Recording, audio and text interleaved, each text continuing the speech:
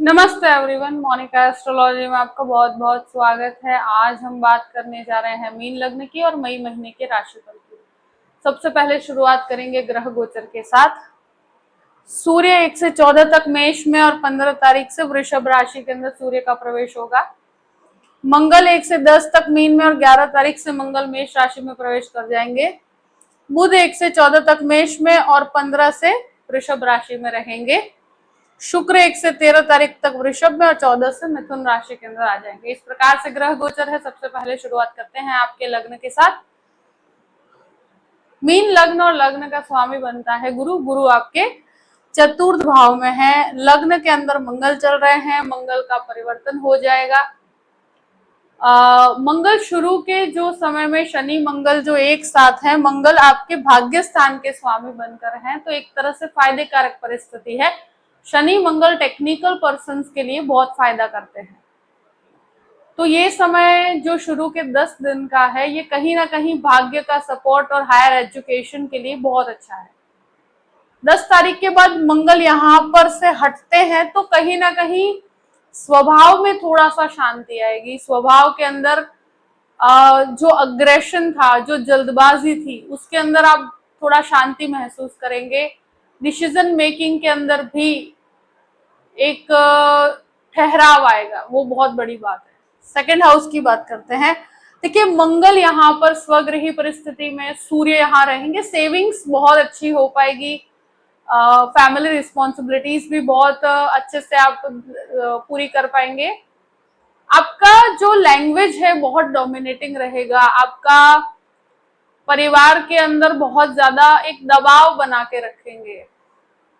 तो ये एक परिस्थिति ऐसी है कि जहां फैमिली से डेफिनेटली लाभ है, फैमिली वेल्थ से आपको लाभ है, वाणी संबंधित कार्य से आपको लाभ की प्राप्ति होगी। फैमिली के अंदर थोड़ा सा डोमिनेटिंग अप्रोच 11 तारीख के बाद बढ़ सकता है, तो वाणी का उपयोग करते हैं तो उसमें थोड़ा शांति रखिएगा, क्योंकि ये प्लेनेट एक बहुत जल्दी अग्रेशन देता है, बहुत जल्दी रिएक्टिव बना देता है। तृतीय स्थान की बात करते हैं। तृतीय स्थान में शुक्र बैठे हैं। तृतीय स्थान के अंदर सूर्य आएंगे 15 तारीख के बाद।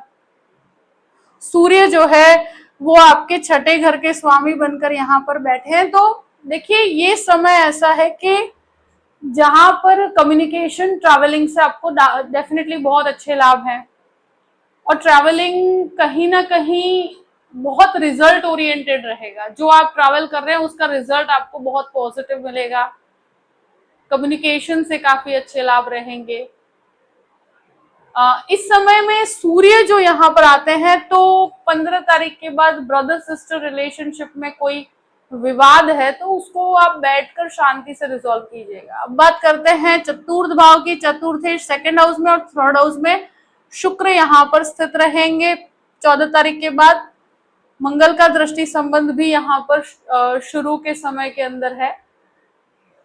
प्रॉपर्टी लेना चाहते हैं, प्रॉपर्टी बेचना चाहते हैं, रिनोवेशन करवाना चाहते हैं, व्हीकल लेना चाहते हैं, तो भी शुरू के 10 दिन का समय तो अच्छा है ही, उसके बाद भी इस कार्य के लिए आपके लिए फायदे कारक परिस्थिति है। शुक्र 14 तारीख के बाद यहाँ पर आते हैं तो हेरिडिटी की प्रॉपर्टी से आपको बहुत अच्छे लाभ रहेंगे। इस समय में कंस्ट्रक्शन थोड़ा सा मतलब ओवरलोड हो सकता है, या इंटीरियर में खर्च बहुत ज्यादा हो सकता है, और फैमिली के अंदर कुछ गैदरिंग वगैरह की परिस्थितियां रहेंगी। अब बात करते हैं पंचम भाव की। देखिए, पंचम भाव पे मंगल का दृष्टि संबंध है। 11 तारीख के बाद आपके मतलब बच्चों के साथ थोड़ा सा लैंग्वेज इश्यूज हो सकते हैं। मतलब हो सकता है कि आप दोनों एक दूसरे की तरफ बहुत ज्यादा रिएक्टिव हो। तो 11th के बाद थोड़ा संतान के साथ संबंधों में उतार चढ़ाव की परिस्थितियां हैं। मंगल का ये नीच दृष्टि का संबंध कहीं ना कहीं मेडिकल के स्टूडेंट के लिए लाभकारी है, टेक्निकल पर्सन्स के लिए लाभकारी है। इस समय के अंदर मैं एक ही चीज कहूंगी कि स्टूडेंट्स को अपनी मेहनत के ऊपर निर्भर होकर आगे बढ़ना होगा। मेहनत से आपको रिजल्ट्स पॉजिटिव मिलेंगे। ये बहुत हार्डवर्किंग सिचुएशन है, और रिजल्ट यहाँ पर कहीं ना कहीं मेहनत के द्वारा बहुत अच्छे रिजल्ट्स प्राप्त होंगे। शेयर मार्केट से संबंधित चीजों में थोड़ा संभल के रहिएगा 11 तारीख के बाद। नेगेटिव नहीं है, छोटे छोटे इन्वेस्टमेंट आपके लिए ज्यादा बेहतर रहेंगे। छठे घर की बात करते हैं। छठे घर का स्वामी जो है सेकंड हाउस में और फिर तृतीय स्थान में, तो डिस्प्यूट का स्वामी आपके सेकंड हाउस में, तो परिवार के साथ विवाद, परिवार में कोई भी विवाद है तो आपके ऊपर कोई हावी नहीं हो पाएगा। अगर कोई झगड़े भी हैं तो कोई आप पर हावी नहीं हो पाएगा। मगर एक चीज है कि डिस्प्यूट आपको हो सके तो अवॉइड करने हैं, क्योंकि ये डिस्प्यूट कहीं ना कहीं नेगेटिविटी लेकर आएंगे। और एक ही चीज है कि शांति से आप बैठकर रिजॉल्व कीजिए तो बेहतर रहेगा। इसमें किसी को उधार पैसे देते हैं तो नहीं देने चाहिए इस समय के अंदर। लोन की बात की जाए तो लोन की प्रक्रिया अगर करना ही है तो 15 तारीख के बाद कीजिए, बेहतर रहेगा।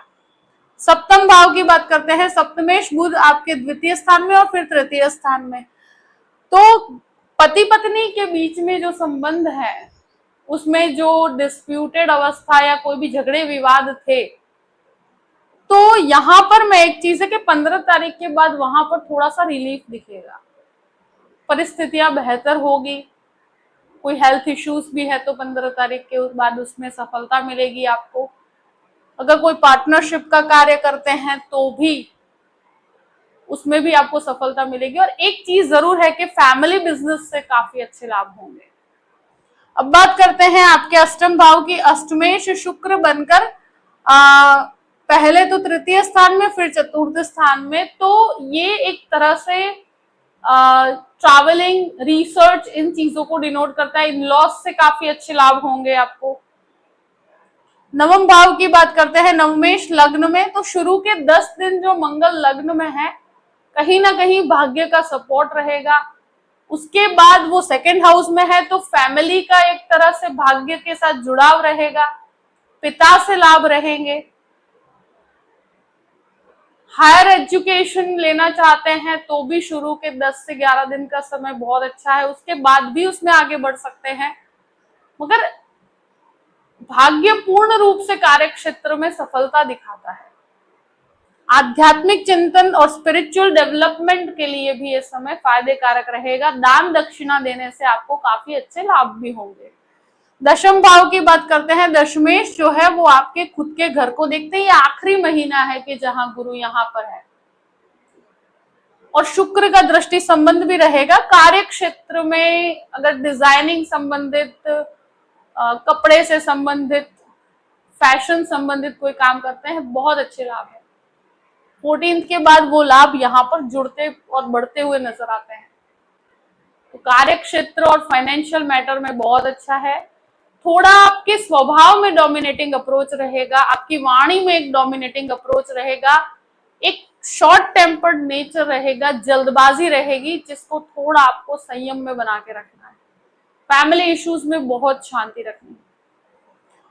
11th हाउस की बात करते हैं। 11th लॉर्ड लग्न के अंदर है, तो लाभ स्थान का स्वामी लग्न में है तो लाभ आपको बने हुए हैं, फाइनेंशियल गेन बने हुए हैं।